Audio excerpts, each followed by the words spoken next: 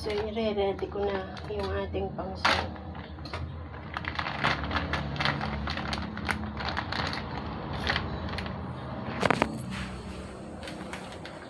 So, yun. Slight prito muna natin siya.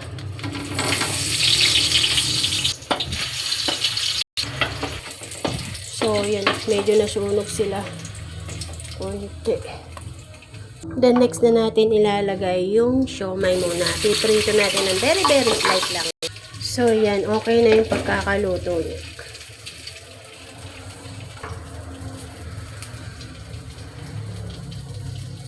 So, yun mga kalodi. At dahil nahihirapan akong umawak ng aking mga kubyertos, bibitawan ko muna yung aking camera or cellphone. Maglalagay tayo sibuyas bawang.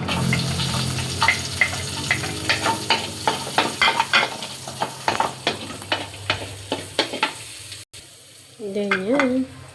Lagyan na natin yung ating sibuyas.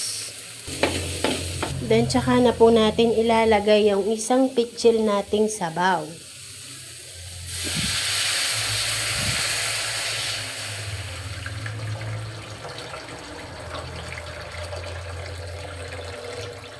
Ayan, muna natin kumulo yan. So, lagyan na natin ng secret ingredients natin. At lalagay na rin natin yung pamintang nagpapatunay. Siyempre, lalagay natin yung ating pampasarap.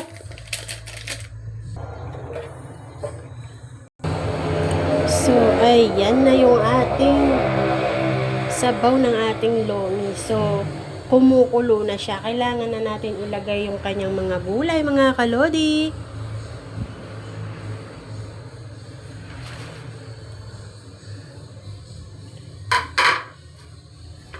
So, yun. Ang lakas ng music sa kabila.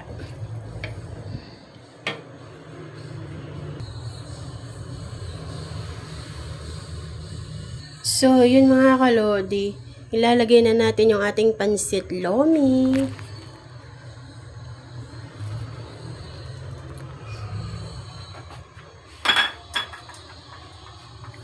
So, parang kailangan natin siyang dagdagan ng sabaw, mga kalodi.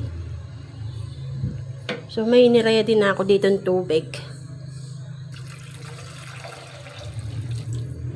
So, ito yung pangpalapot natin mamaya. Lalagyan ko ng asukal, cornstarch, tsaka sugar. Tsaka soy sauce. So, yung tubig.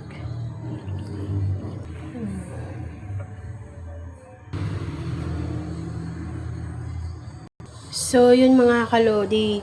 Ilalagay na natin yung kanyang pangrekado, mga kalodi. Yan yung squid balls at saka siomai, tsaka fish ball, mga kalodi. Tsaka yung mga pansahog ng shabu-shabu o steamboat.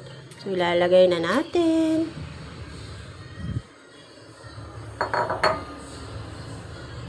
Ilagay na rin po natin yung mga pugo natin.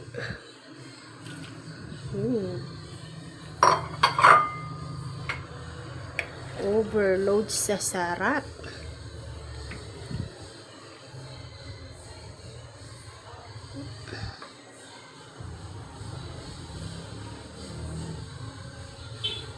So, yan na yung itsura ng ating lomi. So, next na natin lagay yung kanyang pampalapot, mga kalodi. So, ito na yung ating pansit lomi.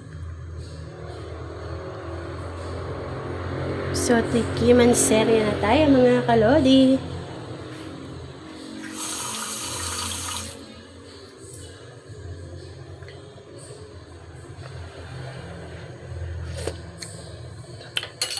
Kalami, kaayo oy. Sarap po, mga kalodi. Tara, kain na tayo.